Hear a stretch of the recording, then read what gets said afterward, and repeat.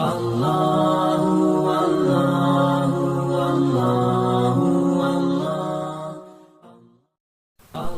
روم رحمت اللہ علیہ فرماتے ہیں، ایک شخص مسجد میں نماز ادا کرنے کے لیے اندھیری رات میں گھر سے نکلا۔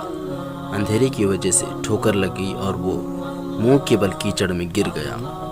کیچڑ سے اٹھ کر وہ گھر واپس گیا اور لباس تبدیل کر کے دوبارہ مسجد کی طرف چل دیا۔ ابھی چند قدم ہی چلا تھا کہ دوبارہ ٹھوکر لگی اور وہ دوبارہ کیچڑ میں گر گیا۔ کیچڑ سے اٹھ کر وہ ایک بار پھر گھر واپس گیا اور لباس تبدیل کر کے مسجد جانے کے لیے دوبارہ گھر سے نکل آیا۔ اپنے گھر کے دروازے پر اسے ایک شخص ملا جو اپنے ہاتھ میں ایک روشن چراغ تھاما ہوا تھا۔ چراغ والا شخص چپ چاپ نمازی کے آگے آگے مسجد کی طرف چل دیا۔ اس بار چراغ کی روشنی میں نمازی کو مسجد تک پہنچنے میں کسی دشواری کا سامنا نہ کرنا پڑا اور وہ بخیریت مسجد تک پہنچ گیا۔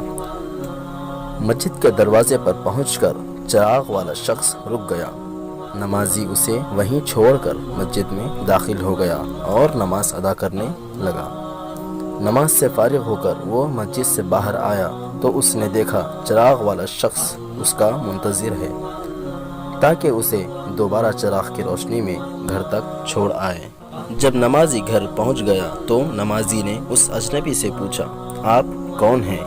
اجنبی بولا، سچ بتاؤ تو میں ابلیس ہوں۔ نمازی کی حیرت کی انتہا نہ رہی۔ اس نے پوچھا، تجھے تو میری نماز رہ جانے پر خوش ہونا چاہیے تھا، پھر تو چراغ کی روشنی سے مجھے مسجد تک کیوں لایا؟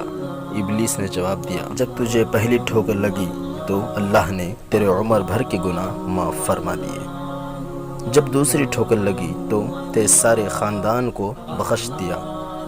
مجھے فکر ہوئی کہ اب اگر تو ٹھوکر کھا کر گرا تو اللہ کہیں تیرے سارے گاؤں کی مغفرت نہ فرما دے، اس لیے چراغ لے کر آیا ہوں کہ تو بغیر گرے مسجد تک پہنچ جائے۔